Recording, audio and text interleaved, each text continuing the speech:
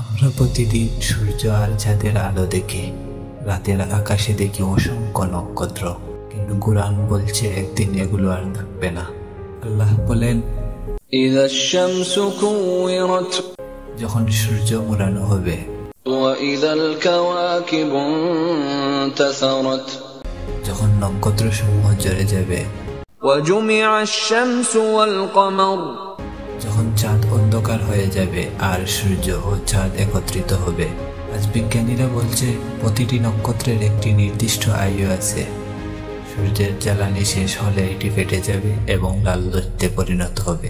অনেক নক্ষত্রের আয়ু শেষে সুপারনোভা বিস্ফোরণে ধ্বংস হয়, আর কিছু নক্ষত্র পতিত হয় ব্ল্যাক হোলে রূপ নেয়।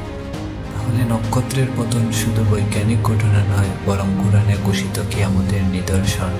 এই দুনিয়া চিরস্থায়ী নয়, তাই আমাদের প্রস্তুত থাকতে হবে শেষ দিনের জন্য।